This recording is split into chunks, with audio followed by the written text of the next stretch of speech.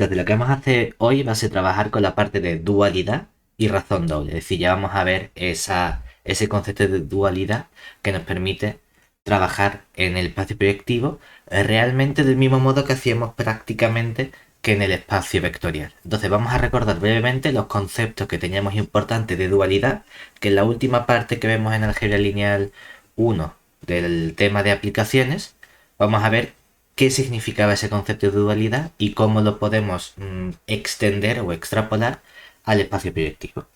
Entonces, primero, vamos a trabajar con nuestro E, que es un K espacio vectorial. Entonces, recordemos cuál era el espacio dual. Pues recordemos que su dual, que denotamos mediante E estrellita, consistía en todas las formas lineales, es decir, todas las aplicaciones lineales que iban del espacio vectorial E en el espacio vectorial más sencillo, que es el dotado o el dado por el propio cuerpo K. Es decir, este conjunto E estrellita era simplemente el conjunto de aplicaciones lineales que denotamos con esta L caligráfica de E en K, y este conjunto estaba dado simplemente por todas esas aplicaciones F que iban del espacio vectorial E en el espacio vectorial K, tal que F era una aplicación lineal, o aquí nos gusta más llamarlo, o a mí me gusta más llamarlo, homomorfismo. Que si queremos llamar una aplicación lineal sin ningún problema. Ahora recordemos que las aplicaciones lineales que iban al cuerpo K recibían un nombre especial. Las solía llamar simplemente formas lineales, por especificar que el espacio vectorial al que llega es justamente el propio cuerpo K y no es un espacio vectorial muy complicado, ¿de acuerdo? Ahora, asociado a este concepto de espacio dual y de espacio vectorial, podemos definir unos ciertos subespacios vectoriales que se llamaban anuladores, ¿de acuerdo? Entonces vamos a recordar que era ese conjunto. Dado ahora un S contenido en el espacio vectorial E, que sea un subconjunto, es decir, subconjunto, el anulador, el anulador de S es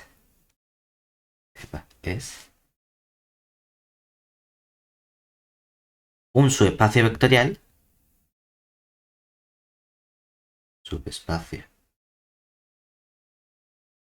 vectorial, que vamos a denotar mediante, le ponemos un S y le ponemos un cerito arriba como subíndice derecha, y vamos a hacer una distinción aquí entre, por abreviar la notación, entre subconjunto y subespacio. Subconjunto lo vamos a escribir con esta contención y subespacio lo vamos a escribir con este menor, para indicar simplemente que no solo es un subconjunto, sino que además ese subconjunto también tiene a su vez estructura de espacio vectorial, y así nos ahorramos tantas palabras.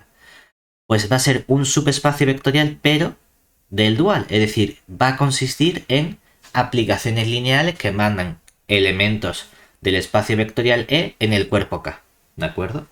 ¿Y cómo está dado ese conjunto o subespacio vectorial anulador?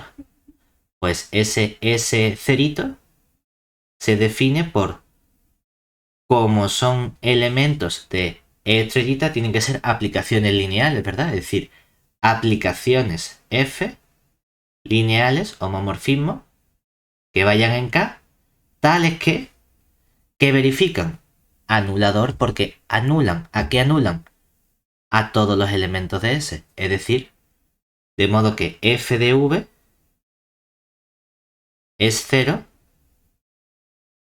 para todo elemento V del conjunto S. Observemos que S no tiene por qué ser un espacio vectorial, simplemente es un conjunto. ¿Qué es un espacio vectorial? Bueno, pues en particular es un subconjunto, pero no tiene por qué tener el propio S estructura de espacio vectorial. Si nos fijamos, lo único que estoy diciendo es coge aquellas aplicaciones lineales de modo que se anulan en los vectores que tú me estás dando. Pero a lo mejor en los otros vectores no tienen por qué anularse. Si v o f de v fuese 0 para todo v de mi espacio vectorial E, entonces la aplicación f tendría que ser la aplicación nula. Pero aquí no tengo por qué tener la aplicación nula porque solo estoy exigiendo que se anule para ciertos vectores. ¿Qué vectores? Los vectores del conjunto S. Vale. Eso me permite a través de un conjunto construirme un cierto conjunto de aplicaciones. Es decir, dado un subconjunto del espacio vectorial, construyo un subespacio vectorial del dual, que son lo que anula a los elementos de S. Pero también puedo ir en el otro sentido.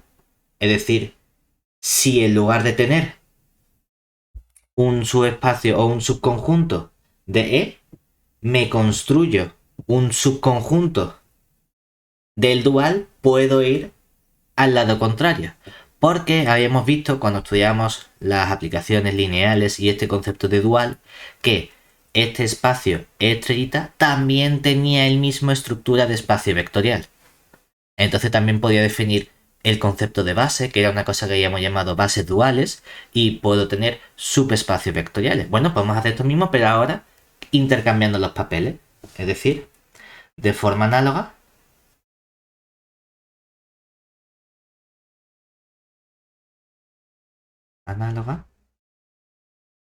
si vamos a coger ahora un subconjunto, llamarlo R, contenido en estrellita, en el dual, es decir, ahora cojo ciertas aplicaciones, un conjunto, no le exijo que tenga estructura de espacio vectorial a esto, su anulador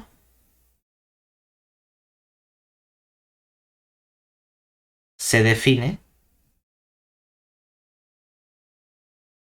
como, por hacer una distinción, para que podemos poner también el R0 porque es un espacio vectorial, pero por distinguir entre cuando el conjunto es un conjunto del espacio vectorial y cuando es un conjunto del espacio dual, que son aplicaciones, vamos a poner cerito en el otro lado. Es decir, en vez de poner R subíndice 0 a la derecha, voy a poner el subíndice 0 a la izquierda. Por indicar que si está a la izquierda, trabajo con aplicaciones. Si está a la derecha, trabajo con los vectores del espacio E. Esto ahora, ¿quién va a ser? Va a ser todos los vectores V de nuestro espacio vectorial E, tales que se verifica que f de v es igual a 0, pero para toda aplicación f que yo coja de nuestro espacio o nuestro conjunto R. Igual, R es un subconjunto de estrellitas. Ahora cojo los vectores que hacen que, sea cual sea la aplicación que yo coja, esto se anule. Observemos que en particular esto también tiene estructura de subespacio vectorial, pero en E. Porque si yo tuviese dos elementos de V, al hacer una combinación lineal de esos elementos, claro, como F es una aplicación lineal, se convierte en alfa por F del elemento más beta por F del elemento, y como los dos elementos los he cogido de este 0R, son 0. O sea que efectivamente este 0R sí tiene estructura de subespacio vectorial, aunque R sea simplemente un subconjunto. ¿De acuerdo?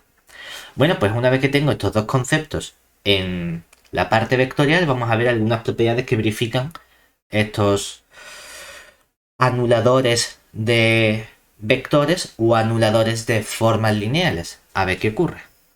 ¿De acuerdo? Pues tenemos un primer resultado, proposición, que nos dice lo siguiente. Entonces, se verifican, siempre estamos trabajando aquí con nuestro E espacio vectorial y nuestro E estrellita, que es el correspondiente dual. Primero, si tengo un subconjunto S1, pero que esté contenido en un cierto S2, y ambos subconjuntos de E, entonces el anulador intercambia la contención. Es decir, el anulador de S2 es más chico que el anulador de S1. Claro, tiene sentido porque como S2 es un conjunto más grande de vectores, estoy imponiéndole que aparte de ser 0 en todos los vectores de S1, tiene que ser 0 en más vectores. Entonces a lo mejor hay aplicaciones que antes eran 0 en los vectores de S1, pero para ese nuevo vector de S2 que estoy añadiendo, ya ahí no se hace 0. Entonces pierdo esa función del anulador correspondiente. ¿De acuerdo? Por otro lado, tenemos que S es un subconjunto. Es decir, si S es un subconjunto, el anulador de S es un subespacio vectorial. Pero S en sí mismo no tiene por qué ser un subespacio vectorial, ¿verdad? Pero si yo construyese el mínimo subespacio vectorial que contiene el conjunto S, eso está definido como el generado por el conjunto S, ¿verdad? Que a su vez vuelve a ser un conjunto. Bueno, pues resulta que me da igual que trabajes con el conjunto que con el espacio vectorial, porque el anulador del conjunto S va a coincidir con el anulador del menor espacio vectorial que contiene a S. O sea que dotar a S de estructura vectorial no influye, lo cual significa que yo si tuviese un espacio vectorial o un subespacio vectorial, en lugar de tener que hacer esta comprobación para todos los elementos, me bastaría hacerlo para una base de ese subespacio vectorial. Porque si conozco la base, lo mismo es calcular el anulador de los elementos de la base que de todos los elementos que genera la base, que es el espacio vectorial con el que estoy trabajando. Para esto me sirve este segundo resultado. Además, podemos relacionar la dimensión de estos elementos, es decir, si tengo un subespacio vectorial, es decir, vamos a llamar ahora L a los subespacios vectoriales de nuestro espacio E, y le ponemos el menor para indicar que es un subespacio vectorial, entonces, ¿qué puedo afirmar yo sobre la dimensión? Pues que la dimensión del anulador de L, que decimos, bueno, realmente me hubiese dado igual que esto fuese un espacio vectorial o no a la hora de calcular el anulador, pero vamos a trabajar con esta porque si no es un espacio vectorial no tiene sentido que hable de dimensión de L. Sí puedo hablar de dimensión de L0 porque el anulador sí que es un subespacio vectorial. Y esto coincide con la dimensión del espacio E menos la dimensión del espacio L. Por otro lado, si lo que tengo aquí son, por un lado, un subespacio L de E, del espacio vectorial, y un subespacio N del dual. Entonces, se verifica que operar con cada uno de estos elementos me da igual el orden en el que lo haga. Es decir, que si yo cojo por un lado el espacio vectorial L, le calculo primero por ser un espacio vectorial su anulador. Ahora bien, esto se ha convertido en un subespacio vectorial del dual. Entonces a este espacio vectorial del dual le puedo calcular su anulador, pero por ser un subespacio o un subconjunto del dual le pondría el cerito a la izquierda, ¿verdad? Pues resulta que eso me devuelve el conjunto o el espacio vectorial L inicial que yo tenía. Hombre, esta igualdad tiene sentido, por ejemplo, si L es un subespacio vectorial. Si L no fuese un subespacio vectorial, lo máximo que podría decir es que L está contenido en el anulador del anulador de L, ¿de acuerdo? Donde intercambiamos los ceritos para indicar que una vez del dual, otra vez del vectorial. Y lo mismo ocurre con la N. Si yo calculo primero el anulador de N, que lo pongo a la izquierda porque es un subespacio o subconjunto del dual, y eso me devuelve un subespacio de vectores, y ahora le calculo el anulador, obtengo de nuevo el espacio vectorial o subespacio vectorial N. Lo de exigir que sean subespacios vectoriales es simplemente una condición para que pueda poner un igual. Si no, solo podría poner una contención, ¿de acuerdo? Para que quede más bonito. Y por último, cuando trabajamos con espacios vectoriales hay dos operaciones que nos interesa conocer, que es la suma y la intersección. Son los dos elementos importantes con los que yo opero a la hora de considerar subespacios vectoriales. Entonces me gustaría saber si tengo dos subespacios vectoriales L1 y L2, cómo se comporta el anulador con la suma y la intersección. Es decir, si yo lo que calculo es primero la suma de L1 con L2 y luego a eso le quiero calcular el anulador, pues resulta que lo que obtengo es lo mismo que si hubiese calculado primero el anulador de L1, el anulador de L2, y me encantaría que fuese una especie de, bueno, ¿cómo transponer? Me queda la suma, pero no me queda la suma, sino que invierte la operación, es decir, que aquí aparece la intersección. Y de forma análoga, cuando yo cojo la intersección de los subespacios vectoriales L1 y L2 y calculo el anulador de ese subespacio vectorial, lo que obtengo es lo mismo que haber cogido el anulador de L1, el anulador de L2 y a eso le calculo el espacio vectorial suma. Y tengo estas buenas propiedades entre estos elementos. Ahora, quiero que pensemos en una cosa que nos va a venir muy bien para entender el comportamiento de la dualidad en el espacio proyectivo.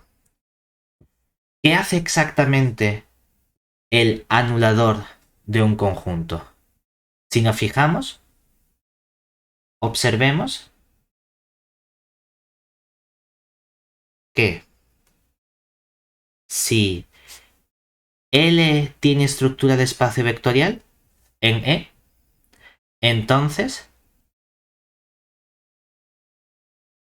¿quién es el anulador de L? Hemos dicho que es coger todas las aplicaciones F, ¿verdad? Del dual, tales que, ¿qué debe verificar? Que F de V sea ¿cuánto? 0, ¿verdad? Y eso es para todo vector V del subespacio vectorial L. Vamos a pensar un poco en este comportamiento porque F no es una aplicación cualquiera, F es una aplicación lineal. Y por ser una aplicación lineal, ¿eso qué significa?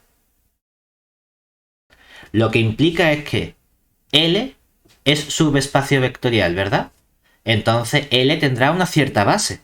Es decir, yo puedo encontrar una base de L formada por unos ciertos vectores, vamos a llamarlos v1, v2, hasta, pues como L le voy a llamar v L. ¿De acuerdo? Que sea base de L.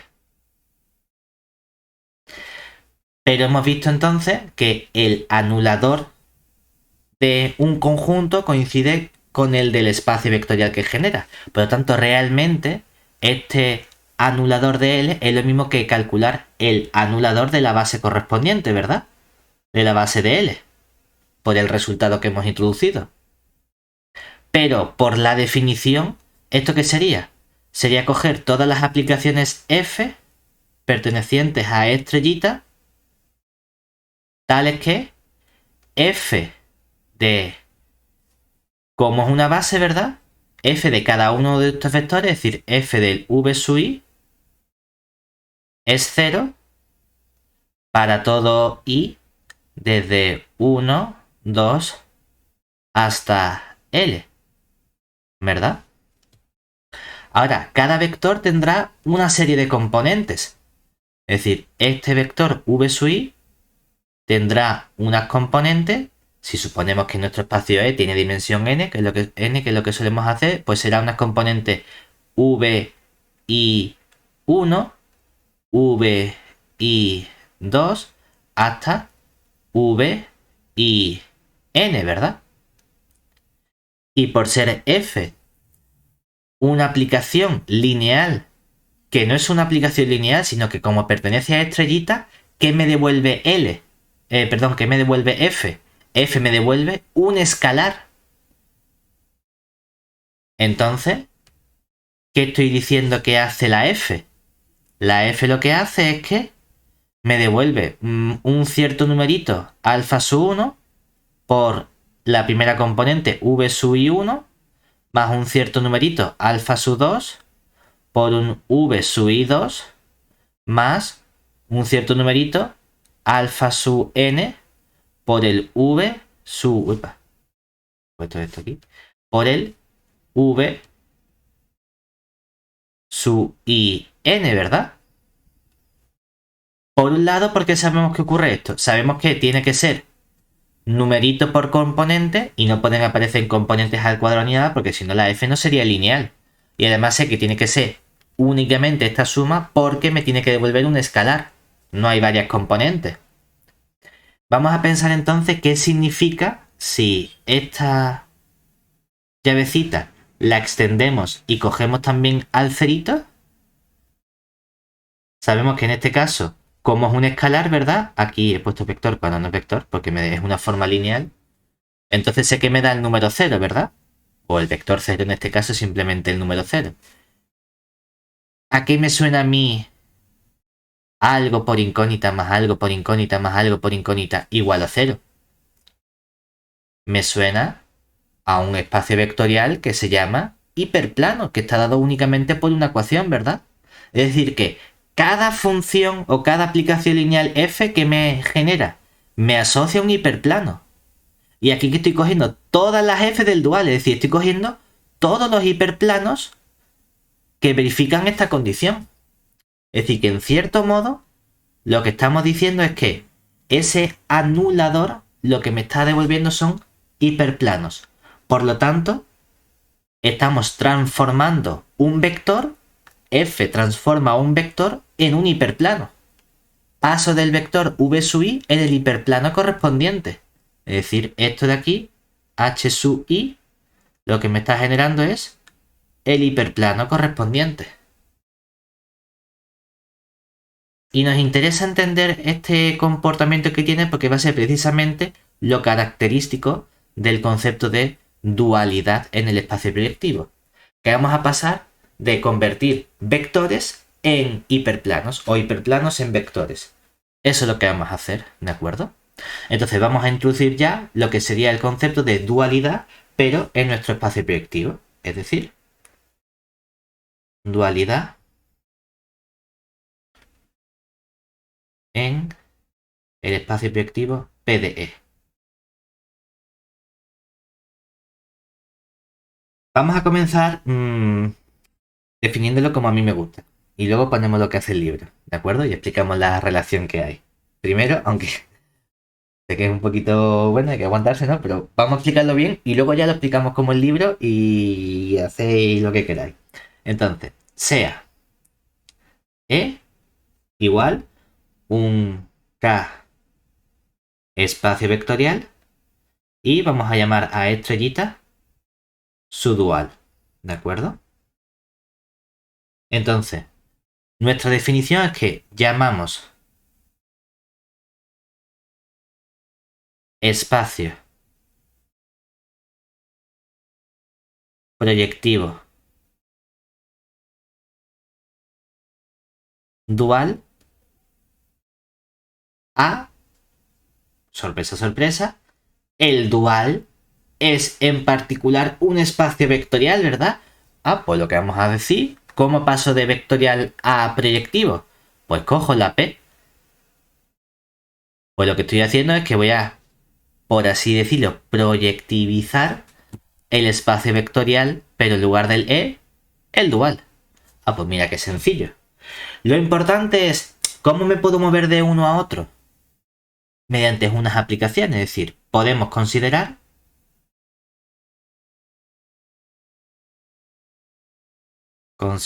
las siguientes aplicaciones. Realmente la única diferencia es que estoy escribiendo un asterisco aquí, ¿verdad? Entonces, puesto a poner nombre, podría decir, pues voy a considerar la aplicación asterisco, que lo que hace es va de lo vectorial en lo dual, es decir, va de mi espacio proyectivo PDE en el espacio que he llamado proyectivo dual PDE estrellita. Y vamos a pensar ahora, si yo cojo una variedad proyectiva M, ¿qué me va a devolver esta aplicación estrellita de M?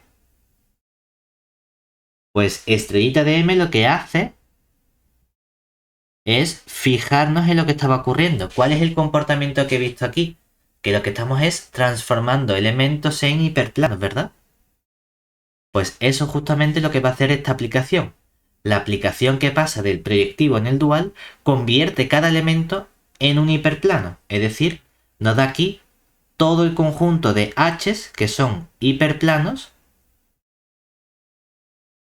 pero no queremos cualquier tipo de hiperplano, sino que quiero aquellos hiperplanos de modo que la variedad m esté contenida en ese hiperplano, o si m en particular es un hiperplano, que m esté contenida o sea igual a ese hiperplano.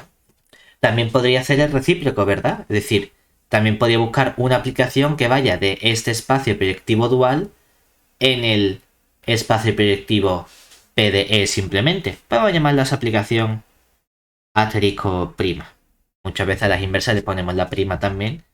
¿Qué va a hacer esta aplicación?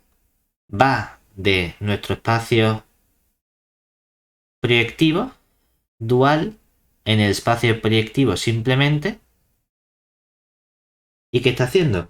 Pues a toda variedad vamos a llamarla Z, por ejemplo. Lo que me devuelve es ese asterisco prima de Z que está definido como la intersección de todos los hiperplanos H, tales que H es un hiperplano que pertenece, ojo, pertenece a esta Z. ¿De acuerdo? No contenido, porque es un conjunto donde los elementos son hiperplanos, entonces pertenece. ¿Vale? Esto es lo que a mí me gusta hacer. Es decir, el dual proyectivo lo único que hace es que convierte cada punto proyectivo en el correspondiente hiperplano. Entonces, ¿qué hace el libro? El libro hace una cosa muy parecida, pero cambia un poco la notación y coge una notación. Y trabaja con estos anuladores que ha definido antes. Es decir, en el libro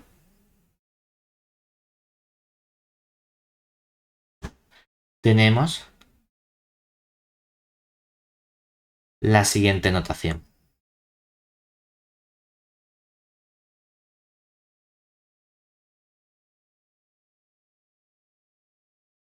Lo primero que hace es que pone un nombre que es esta L caligráfica, pero de PDE. ¿Esto qué va a representar? Va a representar a todos los conjuntos de subespacios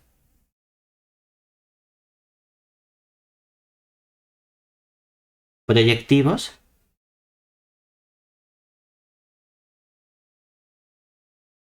del espacio proyectivo PDE. Una especie de partes del conjunto, solo que cada uno de esos elementos es a su vez una variedad proyectiva. Y lo mismo hace con el espacio P del E dual. Es decir, van a ser también todos los conjuntos de subespacios proyectivos, pero del espacio proyectivo dual. Y consideramos una aplicación delta, en vez de llamarla asterisco, la llama delta, que va de este conjunto de todos los posibles subespacios o conjuntos proyectivos, PDE,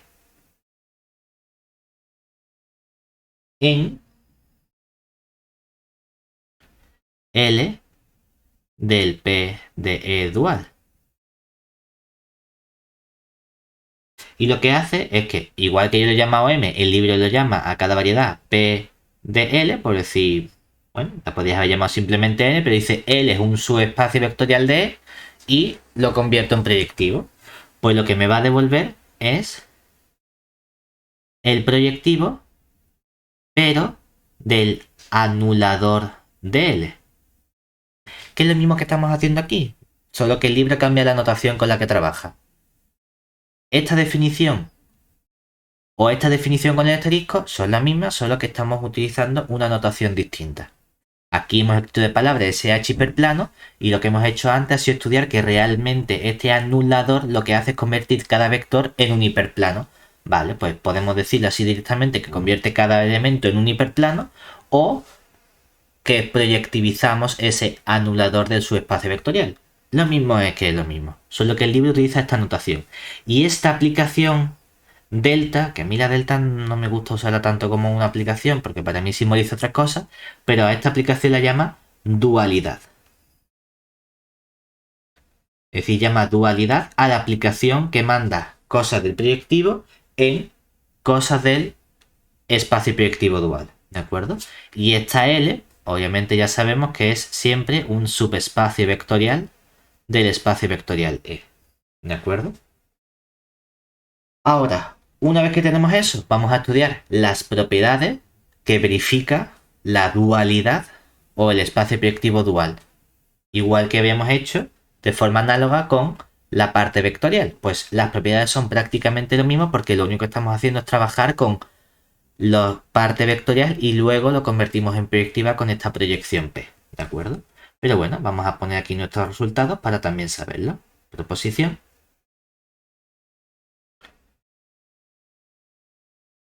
Se verifican.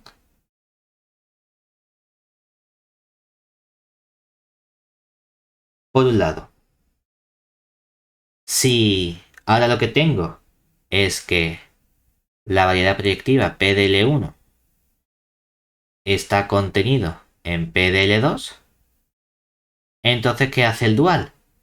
Lo mismo que la parte vectorial, intercambia.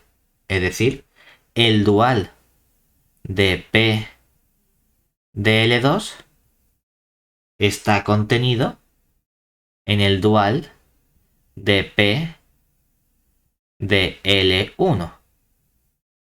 Ojo, si nos fijamos, esto es lo mismo que si hubiésemos llamado a esto M1, M2 y hubiese dicho el dual lo utilizo con mi notación de asterisco, pues asterisco de M1 contiene asterisco de M2. También hemos visto que hay una aplicación inversa que me permite ir del dual en el proyectivo. Lo mismo aquí. Si tengo esta aplicación delta que va del proyectivo en el dual, tengo una aplicación delta prima o delta menos 1, que podemos poner también la notación con el menos 1, que va del dual en el proyectivo. Pues el mismo comportamiento que tiene esta aplicación delta, que manda cosas del proyectivo en cosas del dual, lo tiene la aplicación inversa. Es decir, todos estos resultados también ocurren igual con la inversa delta menos 1. Lo que pasa es que la inversa me convierte, o como va del dual, lo que hace es que me devuelve el anulador, pero por la izquierda, porque le ponemos el cerito a la izquierda, porque ahora cojo subconjuntos vectoriales del E estrellita. Es la única diferencia. Que mi aplicación delta pasa PDL en PDL0 con el 0 a la derecha, porque L era un subespacio vectorial de E, y la delta menos 1 pasa de un PDN en PD0N, porque el N es un subespacio vectorial de estrellitas. Esa es la única diferencia que hay en cuanto a notación. Una vez que tenemos esto, ¿qué más propiedades se verifican? Bueno, pues también hemos visto que ocurría con las dimensiones, ¿verdad? Pues resulta que la dimensión de el dual de una variedad, es decir, del dual de PDL, ¿ven que tanto PDL y dual? Si fuese simplemente M y N y son variedades proyectivas, en vez de tener que escribir P de L1, P de... Pero bueno, no pasa nada. El dual de lo proyectivo coincide en dimensión con la dimensión del espacio total, P de E, menos la dimensión del L. Si nos acordamos, habíamos visto que cuando trabajaba con el dual o con ese anulador que era esa especie de dual en la parte vectorial, había visto que coincidía la dimensión del L0 coincidía con la dimensión de E menos la dimensión de L, ¿verdad? Y aquí estamos trabajando ¿dónde? En proyectiva, ¿verdad? Y en proyectiva, ¿qué pasa con la dimensión cuando paso de vectorial a proyectivo? Que baja en 1, ¿verdad? Ah, pues tiene todo el sentido del mundo que aquí le tenga que restar un 1. Vale, pues las cosas siguen siendo lógicas, ¿de acuerdo? Además, tenemos que la aplicación delta lleva puntos a hiperplanos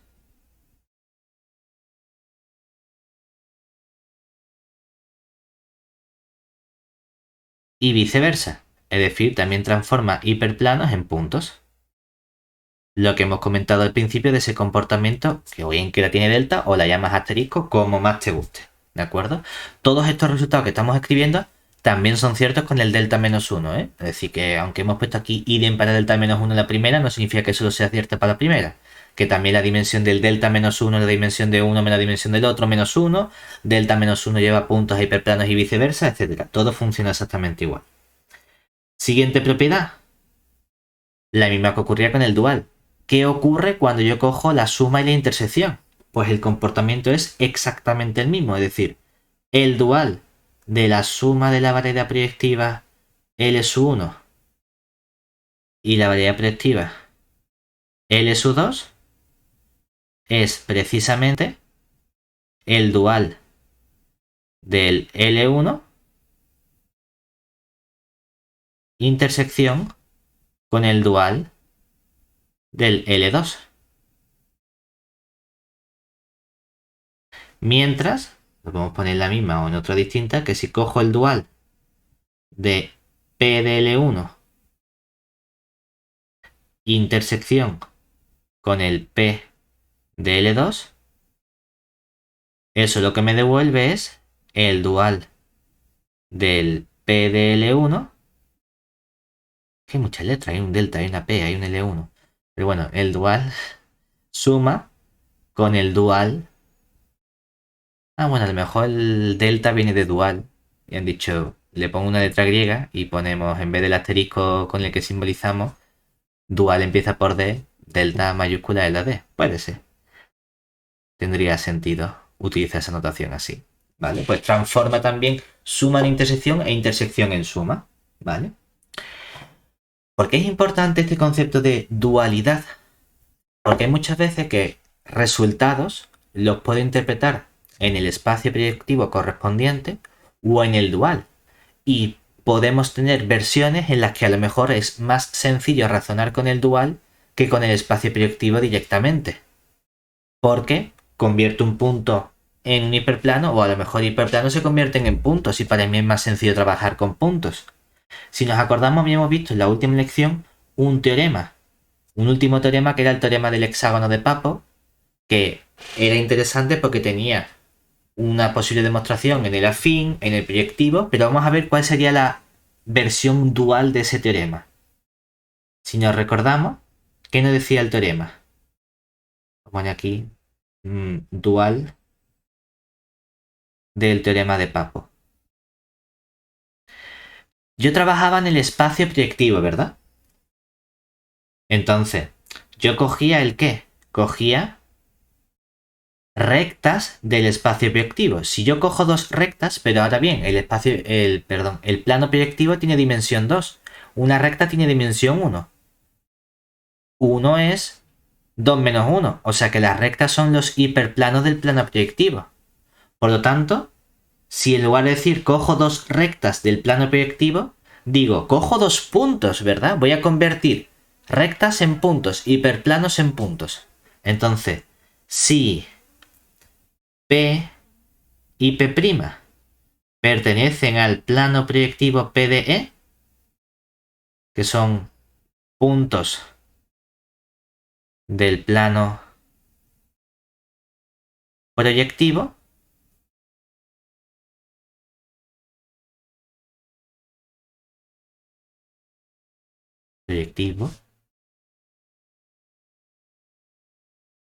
y consideramos, yo cogí antes 6 puntos, 3 de una recta y 3 de otra. Es que ahora punto se convierte en recta y recta se convierte en punto, por lo tanto voy a considerar 6 rectas. Es decir, consideramos 6 rectas, de modo que una recta, cada una de las 3 primeras rectas pase por un punto y las otras 3 rectas pasen por otro punto. Es decir, vamos a coger 3 rectas de modo que el punto P pertenezca a la recta R, S y T, y otras 3 rectas de modo que el punto P' pertenezca a las rectas R', S', T'. ¿Vale? Entonces, ¿yo qué construía?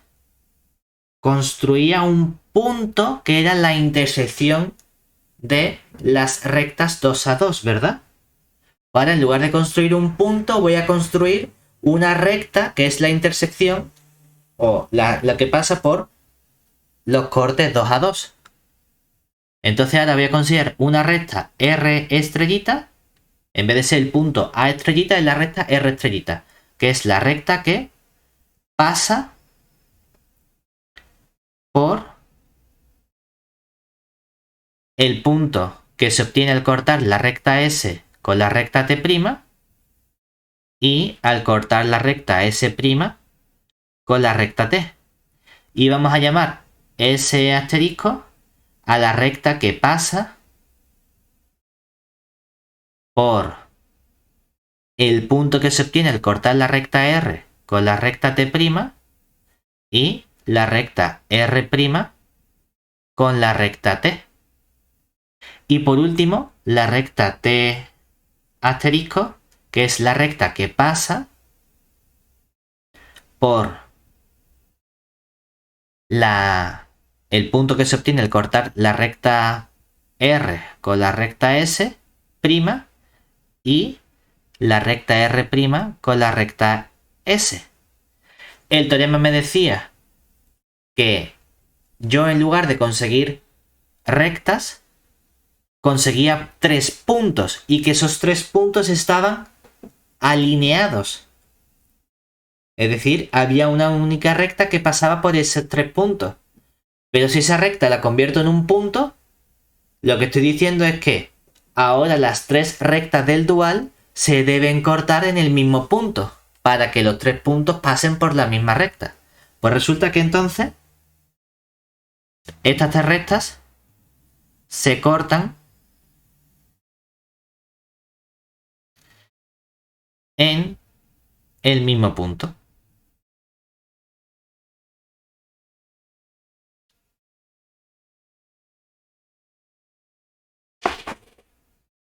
Entonces esta dualidad me sirve para llevarme a los mejores resultados que me resulta más fácil interpretar en el espacio dual que en el espacio proyectivo o viceversa. El teorema de Papo entonces tiene 2 versiones que son equivalentes. O lo que hago es trabajar con rectas, de modo que voy a obtener puntos que están alineados, o trabajo con puntos y lo que consigo son rectas que se cortan en el mismo sitio. Lo que más me interesa en cada caso. ¿De acuerdo? Lo importante que es que vamos a hacer una apreciación únicamente de eso que hemos dicho, de que tanto o bien con la notación con el asterisco o bien con la notación con esta delta que hemos cogido, si yo cojo un punto proyectivo, ¿cuál es la imagen o bien con el asterisco o bien con la delta de ese punto proyectivo? Va a ser un hiperplano. ¿Qué hiperplano? Es decir, si tomamos un punto, vamos a llamarlo P, que sea por ejemplo el punto A0, 2 puntitos, A1, 2 puntitos, así hasta que llamo un cierto, pues no sé, A(n), que sea un punto del espacio proyectivo PDE. Entonces, el elemento delta del punto P, que es delta del punto proyectivo A0, 2 puntitos, A1, 2 puntitos, hasta el AN, es un cierto H, donde, ¿quién es H? Pues H está dado por la ecuación A sub 0, x0, más A sub 1, x1, más A sub n, x sub n igual a 0. Entonces, cuando yo quiera calcular el delta de una variable proyectiva PDL, voy a cogerme una base, voy a mirar a dónde mando cada elemento de la base y calculo la intersección de todos esos hiperplanos.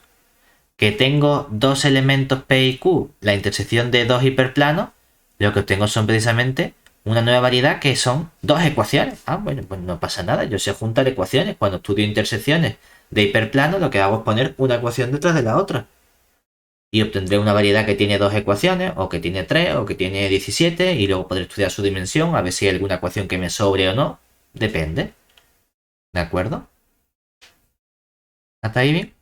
Lo mismo haríamos con la aplicación inversa. El delta menos 1 le daría un hiperplano y me devolvería el punto proyectivo dado por las componentes de los coeficientes de cada variable x0, x1, xn del hiperplano correspondiente. Y así podemos trabajar del proyectivo al dual de forma sencilla, ¿vale? Una vez que tenemos esto, ya vamos a trabajar con el concepto de razón doble.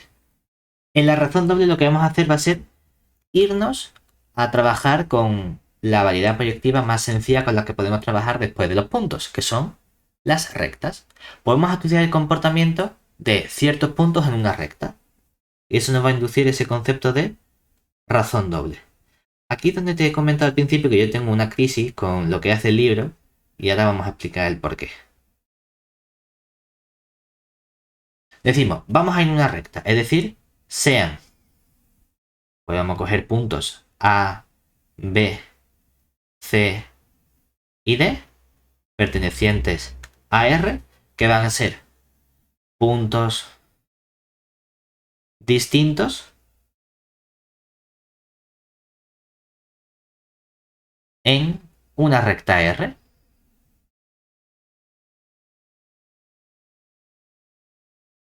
¿Vale? Recta R proyectiva, porque estamos trabajando en el espacio proyectivo, ¿de acuerdo? ¿Qué puedo considerar yo en un espacio proyectivo? O en la recta R, como R es una variedad proyectiva, ¿verdad? Podría construirme un sistema de referencia proyectivo de la recta. Recta es algo que tiene dimensión 1, por lo tanto una base tendrá que tener un elemento más, 2 puntos.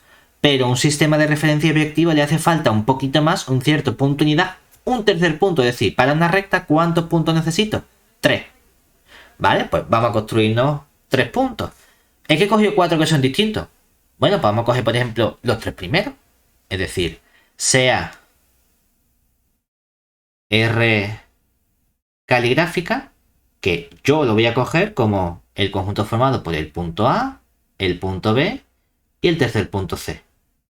Que sea un sistema de referencia proyectivo de la recta R. Perfecto. Oye, sistema de referencia proyectivo. Ahora, no he tenido que coger el punto C como el punto unidad justo. No, simplemente un sistema de referencia proyectivo y hemos visto que cualquier combinación de E de 2 puntos en este caso son proyectivamente independientes, ¿verdad? Lo cual ocurre a pico porque 2 puntos son independientes y solo si son distintos. Claro, es que si he cogido 4 puntos distintos, 2 a 2, seguro que son independientes. No hay ningún problema. ¿Vale? Ahora, como tengo un cuarto punto y tengo un sistema de referencia proyectivo, pues tengo un punto de mi variedad proyectiva y tengo un sistema de referencia de esa variedad, puedo calcular coordenadas, ¿verdad? Bueno, pues vamos a ponerle nombre a esas coordenadas, es decir, llamamos D subíndice R, que sería las coordenadas del punto D de la recta respecto de su sistema de referencia proyectivo. Pues vamos a llamarlo, pues como es D, y como en proyectivo empieza a contar en 0, D minúscula su 0, 2 puntitos, D minúscula su 1. Algo que tiene todo el sentido lógico del mundo, ¿verdad? Pues entonces se define la razón doble,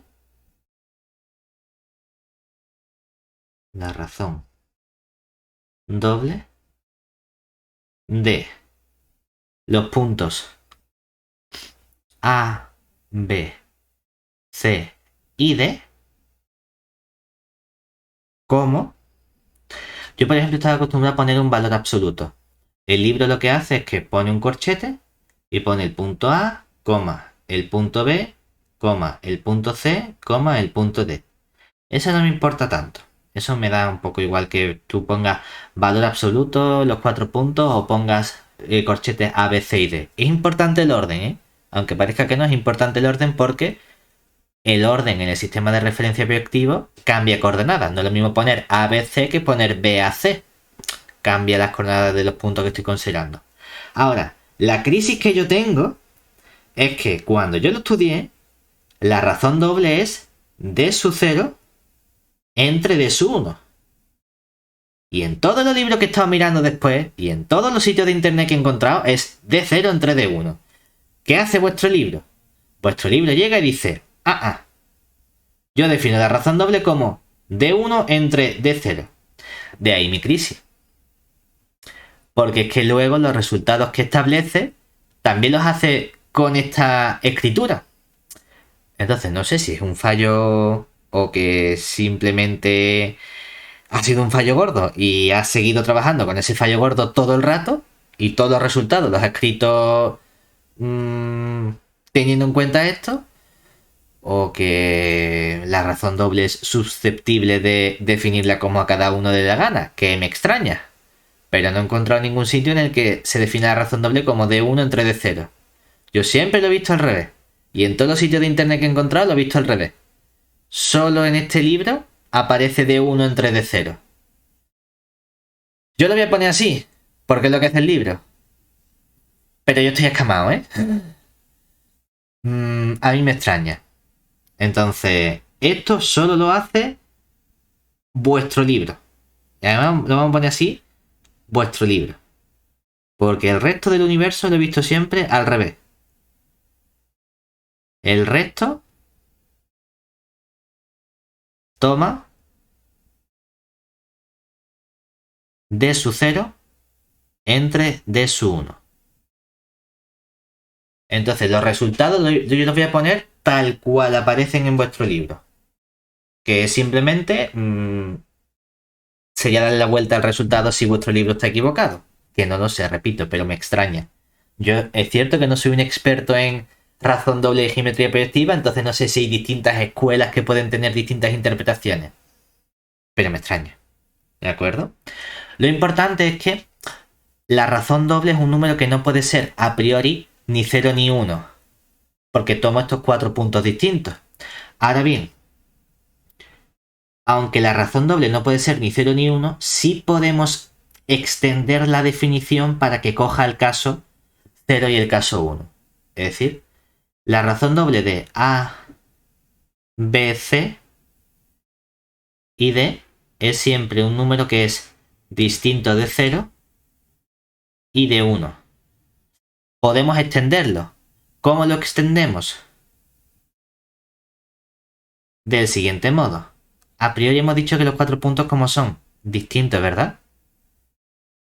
Vamos a permitir que en ciertos casos sean iguales. Es decir, podemos extender la definición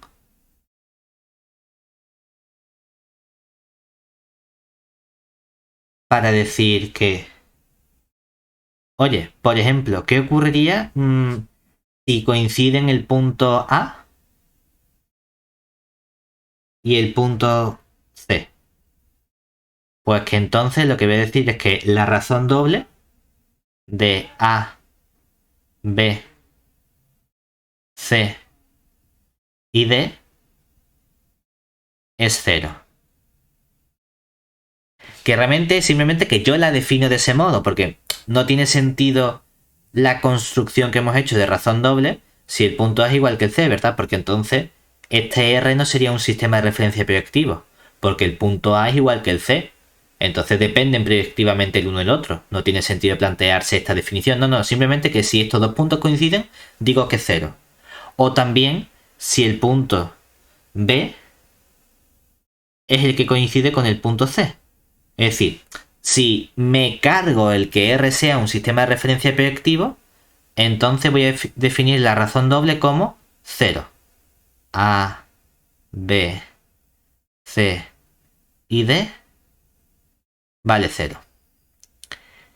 Pero, para que sea 1, ¿qué puede ocurrir? Que sean no los puntos A y B iguales al punto unidad, sino que o bien sean iguales entre sí, es decir, ¿qué ocurre si A coincide con B? O si el punto C coincide con el punto D de fuera,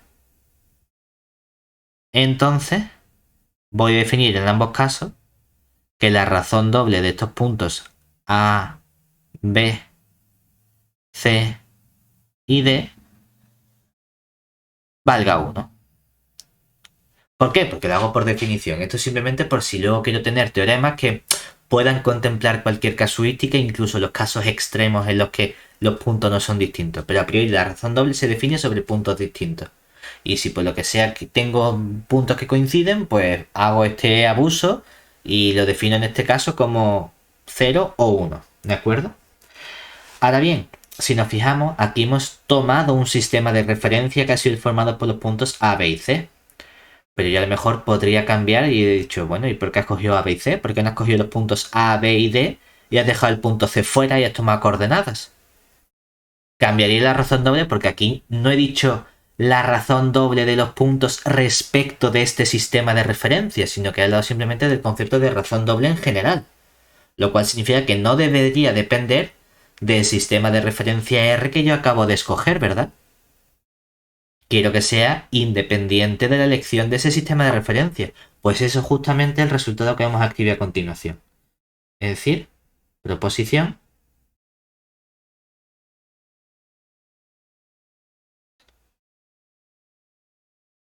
Resulta que la razón doble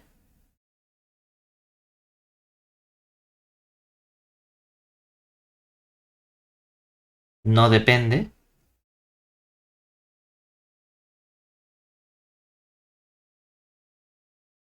del sistema de referencia proyectivo escogido. Es decir, si cojo otro, si por ejemplo hemos llamado al de ante R, pues cojo un R', es otro sistema de referencia proyectivo de nuestra recta R, de modo que, hombre, si yo cojo, por ejemplo, el sistema de referencia proyectivo ABC, ¿cuáles son las coordenadas del punto A respecto de este sistema de referencia? 1, 0, ¿verdad? Y las del B son 0, 1. Y las del punto unidad son 1, 1. Siempre. Entonces, respecto del sistema de referencia, es fácil tomar coordenadas de los propios puntos del sistema de referencia. Ahora imagínate que cambie, ¿no? Y que ahora ese punto A respecto de este nuevo sistema de referencia R' ya no es 1, 0, sino que ahora será, pues no lo sé, lo que sea. Vamos a llamarlo A sub 0, dos puntitos, A sub 1. Sé que van a ser dos coordenadas únicamente porque mi sistema de referencia recta tiene 3 puntos. El punto unidad no lo cuento, simplemente me sirve para elegir la base normalizada adecuada y que todos trabajemos con lo mismo, ¿verdad? Voy a coger que el punto B tenga unas coordenadas. Hacemos lo mismo respecto de R', que sean B sub 0, dos puntitos, B sub 1. El punto C tiene coordenadas respecto al sistema de referencia C sub 0, dos puntitos, C sub 1. Y las coordenadas de nuestro punto D respecto al sistema de referencia R' sean, aquí vamos a llamar también D0, D sub 1 a las de este punto, ¿de acuerdo? Entonces, lo que sea que valga la razón doble, esa razón doble entre A, B, C y D, ¿quién sería? Vamos a coger las coordenadas, y las coordenadas estamos acostumbrados a ponerlas por columna, pues vamos a coger, como forman una matriz, vamos a calcular el determinante de esa matriz, es decir, el determinante de las coordenadas del punto A y las coordenadas del punto D, lo multiplicamos por la del punto B y ahora viene la del punto C, y todo eso lo dividimos entre la del punto A con el punto C dividido entre la del punto B con la del punto D. Importante también, este resultado normalmente va al revés. Normalmente lo que está en el numerador está en el denominador y viceversa. ¿Por qué? Porque normalmente se define la razón doble como D0 entre D1 y no D1 entre D0. Repito, este es el que aparece en el libro. Yo no lo he visto nunca así.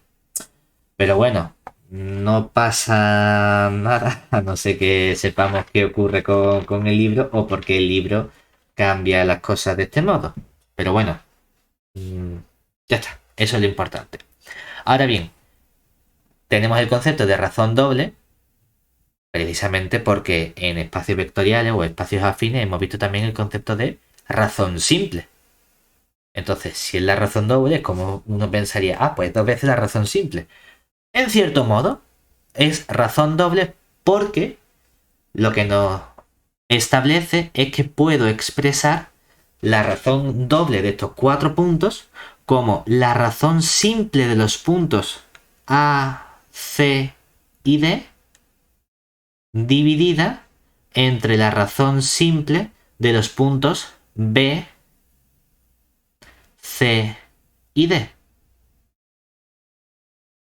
Es decir, que hay una relación entre razón doble y razón simple. ¿De acuerdo? Y recordemos que la razón simple de estos 3 puntos, lo único que nos indicaba era que el vector de uno de ellos al siguiente era proporcional al tercer punto. Es decir, si estos 3 puntos están alineados, tienes el punto A, el punto C y el punto D. La razón simple lo que nos decía es que, bueno, pues entonces este vector es proporcional a este vector. Y llamamos razón simple a esa razón de proporcionalidad lambda de esos dos vectores. Pues lo que tenemos que precisamente la razón doble es un cociente de las razones simples. Por eso razón doble, porque son dos razones simples. ¿De acuerdo? Ahora bien, hay un concepto importante o un caso importante que es cuando uno de los puntos se va hacia el infinito. Es decir, ¿qué ocurre cuando de esos 4 puntos de la recta, uno de ellos está en el plano del infinito o el punto del infinito de nuestra recta? Pues resulta que si tenemos un punto, epa, si tenemos un punto, vamos a llamarlo P infinito, perteneciente a la recta, o perteneciente, punto P infinito, que sea un punto del infinito de la recta R.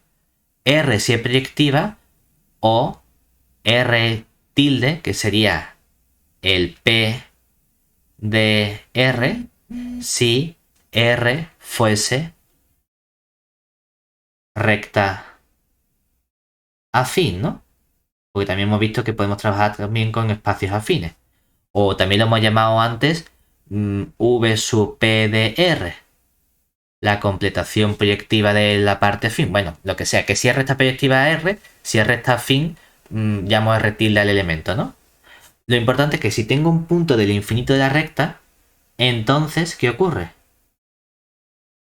Pues entonces resulta que esa razón doble del punto A, del punto del infinito, del punto C y del punto D, se reduce a calcular la razón simple de los puntos A, C y D. Que es cuando uno de esos 4 puntos está en el infinito. ¿De acuerdo? Ahora, lo que nos interesa es que, asociado a este concepto de razón doble, hay un caso interesante cuando trabajamos con estos 4 puntos, que es lo que vamos a llamar el cuarto o la cuaterna armónica o el cuarto armónico. ¿De acuerdo? Es decir, definición. Vamos a coger igual nuestros elementos de la recta, es decir, sean A, B C y D, pertenecientes a una recta proyectiva, puntos de una recta proyectiva. Bueno, pues decimos que forman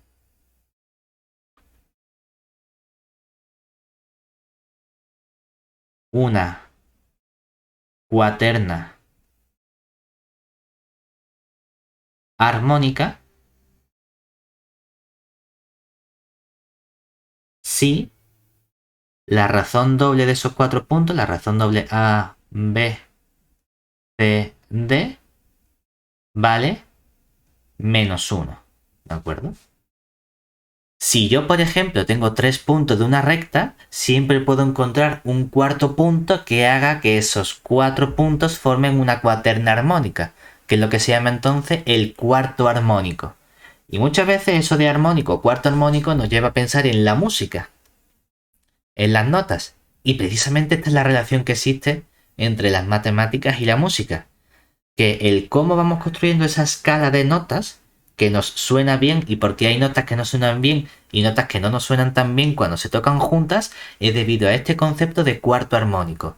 De cuando situamos las notas en las cuerdas de la guitarra o en el pentagrama y vamos estudiando la distancia que va separando a esas notas, si hacemos mentalmente una especie de recta proyectiva en cada una de esas escalas, en función de la separación que tengan, al tomar las coordenadas y calcular esa razón armónica entre esos 4 puntos, vemos que cuando suenan muy bien es cuando valen -1 y cuando no suenan tan bien es cuando no valen -1.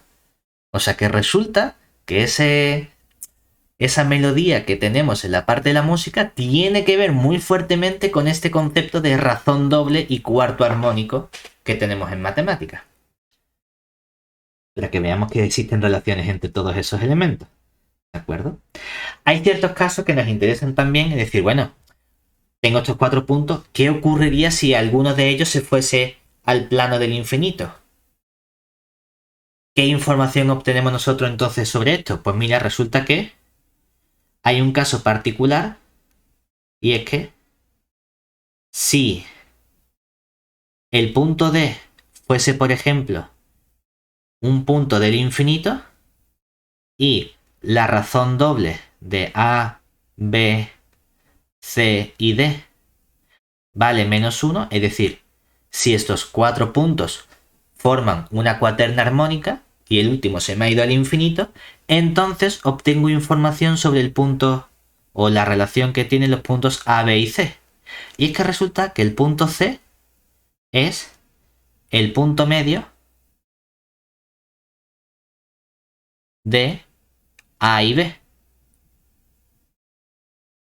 Y no solo eso, sino que este concepto de cuaterna armónica, en general, aunque vuestro libro lo pone con cuaterna armónica, yo he visto un resultado más general que el que pone el libro, que os voy a poner los dos. Lo que dice es que las cuaternas armónicas nos permiten caracterizar las homografías. Recordemos que las homografías eran aquellas aplicaciones proyectivas que eran biyectivas. Entonces, el libro cita un teorema de von Staudt. Es decir, teorema con... Entiendo que es holandés o alemán, entonces lo pronunciaría como von Staudt. Pero bueno, el que sea, lo que nos dice es que las homografías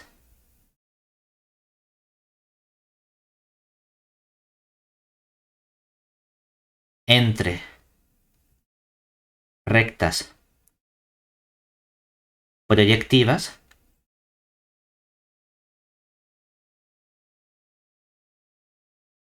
sobre el cuerpo R, sobre el cuerpo de los reales, son las aplicaciones biyectivas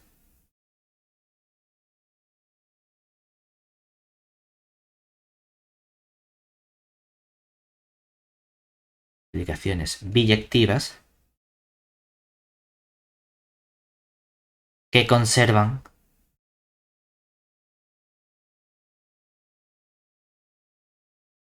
las cuaternas armónicas.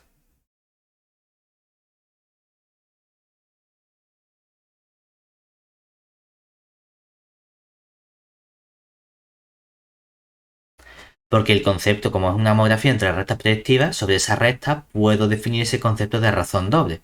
Porque me dice que son precisamente aquellas que, si tengo una cuaterna armónica en la primera recta y calculo la imagen de cada punto o de cada uno de esos 4 puntos, también están esas imágenes en una cuaterna armónica. Vale, pero yo este resultado lo he visto no solo para el caso de las cuaternas armónicas, sino mucho más general. Es decir, que en realidad no solo necesito que conserven las cuaternas armónicas, sino que también se tiene cuando mantienen la razón doble en general. Es decir, dada f que vaya de R en R', que sea una aplicación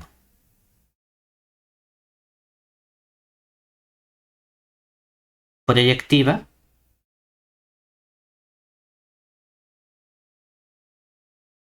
entre rectas.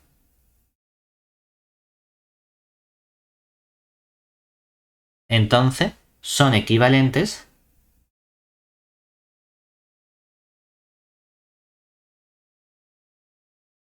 el decir, por un lado, que f sea una homografía, es decir, que sea una aplicación proyectiva biyectiva,